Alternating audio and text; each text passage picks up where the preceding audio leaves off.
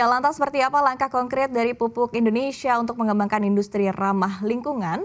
Untuk mengulasnya lebih dalam telah hadir langsung di studio CNBC Indonesia Direktur Utama Pupuk Indonesia, Bakir Pasaman. Selamat pagi Pak Bakir, apa kabar? Selamat pagi Mbak Iva, baik, alhamdulillah. Oke, kabar baik tentunya ya Pak Bakir ya.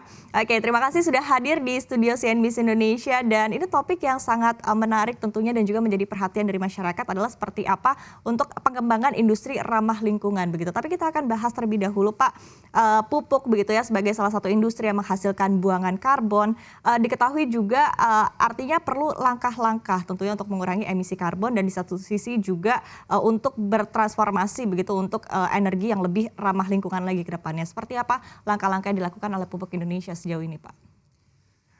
Ya, jadi tentunya pupuk ini kita kan untuk ke depannya terkait dengan energi sesuai juga dengan arahan Pak Menteri pada waktu itu, Pak Erik minta bahwa BUMN ini mulai menghasilkan clean energy. Nah, clean energy ini ternyata bisa dibawakan oleh produk amoniak yang seperti Mbak Iva katakan tadi. Karena nanti ke depannya, ini sekarang lagi mulai diproduksi mesin-mesin ataupun misalnya untuk mesin-mesin kapal, itu bukan menggunakan fuel, normal fuel yang seperti sekarang, tapi akan menggunakan amoniak sebagai direct fuel untuk mesin-mesin kapal. Jadi ke depannya prospeknya itu sangat baik. Nah, tentunya ada increasing demand ke depannya. Bukan amoniak untuk keperluan pangan, tapi amoniak untuk keperluan energi. Ya, seperti yang Mbak Iva katakan tadi, muncul istilah green amoniak dan blue amoniak, di mana green dan blue ini sebenarnya mensegregasi antara amoniak yang untuk pangan dan amoniak yang untuk energi. Nah, tentunya Pupuk Indonesia punya roadmap ke depannya untuk membawakan misi yang menurut kami harus di depan. Karena kami produsen amoniak. Kami cukup besar produksi amoniaknya di di Pupuk Indonesia itu saat ini hampir 6,5 juta ton produksi amoniaknya. Nah, yang kita bisa jual ya kira-kira sekitar 800.000 sampai 1 juta ton yang diperdagangkan.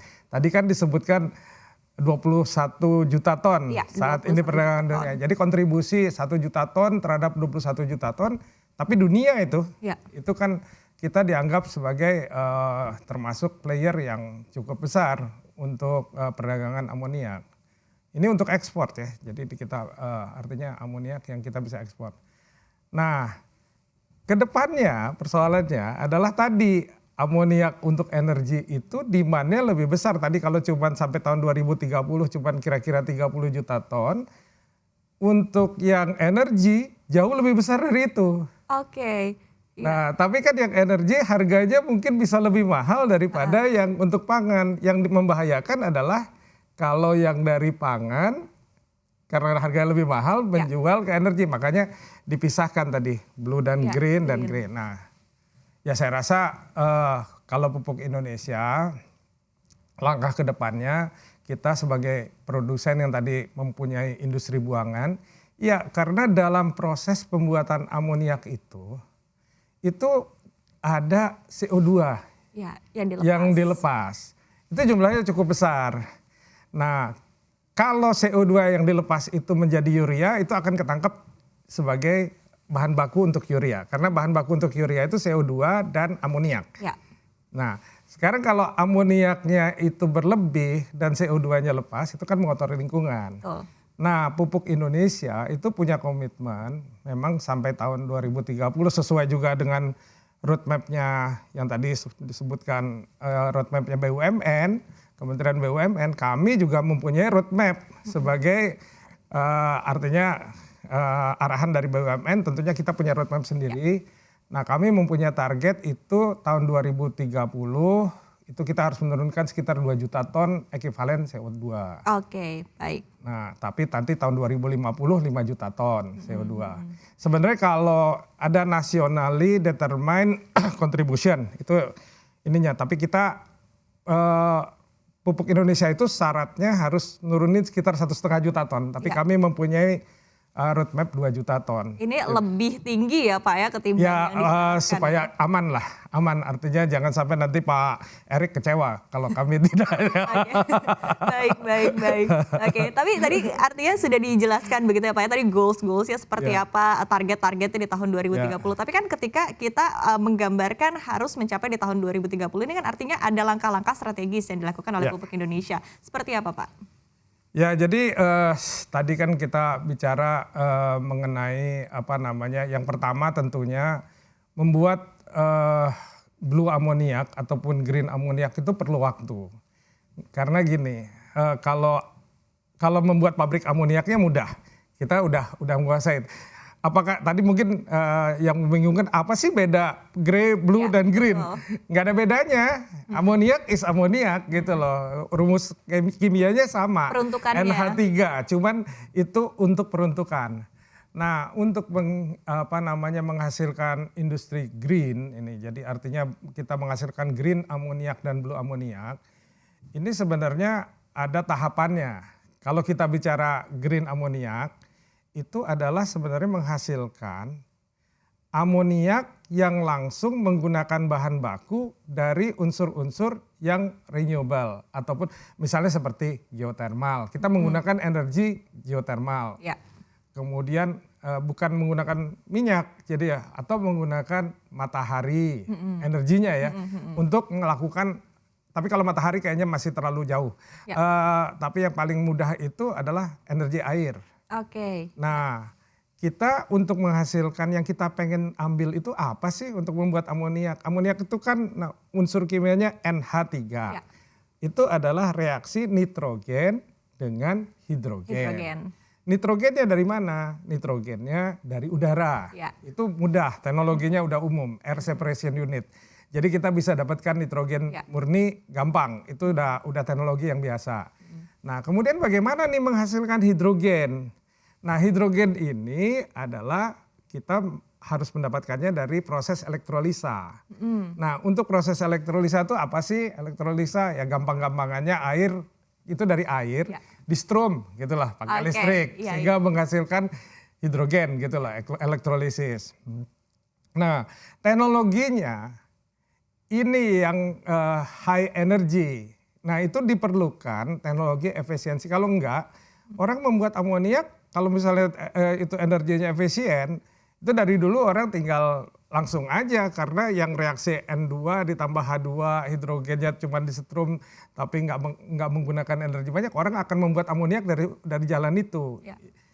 Nah, tapi kan amoniak ternyata tidak dibuat seperti itu, tapi melalui gas alam, sehingga hidrogennya dihasilkan dengan jalan yang lain, bukan dari struman tadi. Ya. Nah, bukan dari proses elektrolisa tadi. Karena dalam skala besar juga Pak ya. Nah, itu jadi kita sekarang harus melakukan research dulu untuk menghasilkan ini. Nah, Pupuk Indonesia, kita sudah menjalin kerjasama dengan salah satu perusahaan Jepang.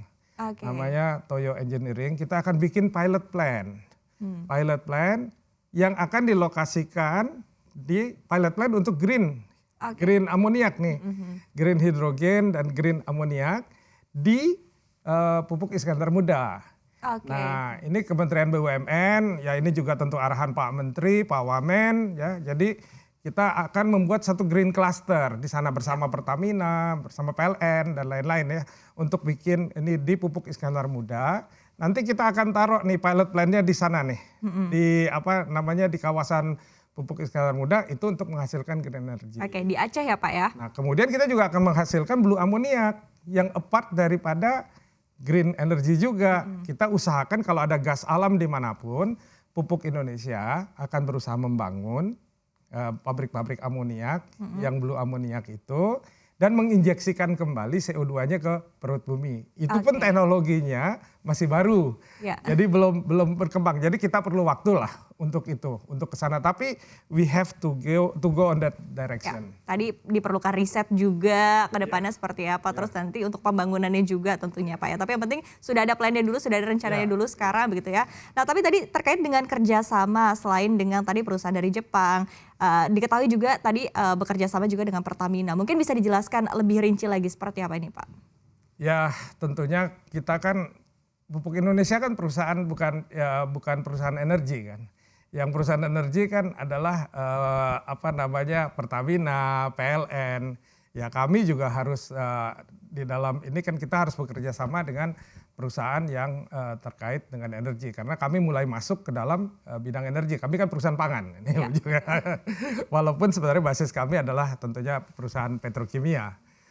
Jadi untuk pengembangan energi ke depannya, saya rasa tidak ada salahnya semua ini arahan Pak Erick Thohir juga untuk mensinergikan seluruh kapasitas yang ada di BUMN untuk pengembangan ini. Kalau untuk ke depan tadi kan misalnya amoniak untuk marin saja 50 juta ton. Ya. Bukan ada lagi kebutuhan amoniak, artinya amoniak sebagai fuel untuk mengurangi pemakaian boiler batu bara, nanti akan diinjeksi dengan amoniak juga langsung, itu juga mungkin sekitar 50 juta ton. Kami juga nggak akan cukup kalau melakukan itu sendiri. Tapi tentunya harus bekerja sama, ya, jadi mungkin kita kerjasamanya ke depannya akan ada kerjasama yang erat antara perusahaan energi dengan kami untuk menghasilkan energi yang terbarukan ini, energi yang ramah lingkungan ini. Oke, baik. Nah,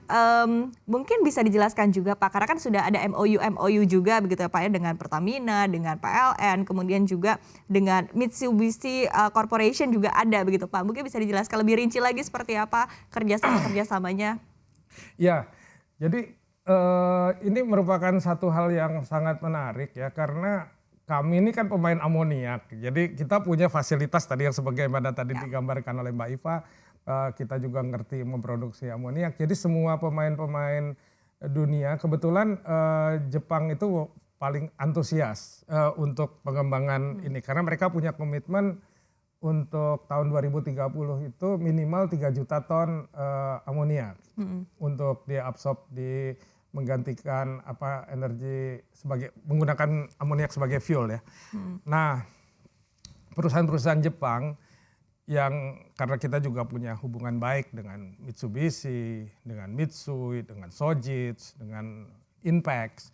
Jadi bahkan peraturan sekarang dari SKK Migas, dari Kementerian SDM, itu CO2 yang dihasilkan oleh lapangan upstream itu harus diinjeksikan kembali. Ya, nah ini kan jadi artinya sejalan dengan Nah mereka juga menghubungi kami karena mereka juga tertarik selain mengembangkan lapangan gas juga ingin menginjeksikan kembali CO2 tapi sambil membangun blue ammonia. Ya. Nah seperti Inpex kami punya MOU juga dengan Inpex untuk pengembangan lapangan gas Masela ke depannya. Nah ini juga kita sudah menyelesaikan FS gitu ya. Nah ini juga sangat menarik. Jadi artinya MOU ini kayak dengan Mitsubishi kita coba nanti membangun blue amoniak di daerah Jawa Barat ataupun di daerah Sumatera Selatan. Kalau di daerah Aceh kami dengan Mitsui. Kalau di daerah mungkin Indonesia Timur dengan Sojitz. Jadi kita semuanya inilah. Ya. Tadi kan green hydrogen dengan Toyo.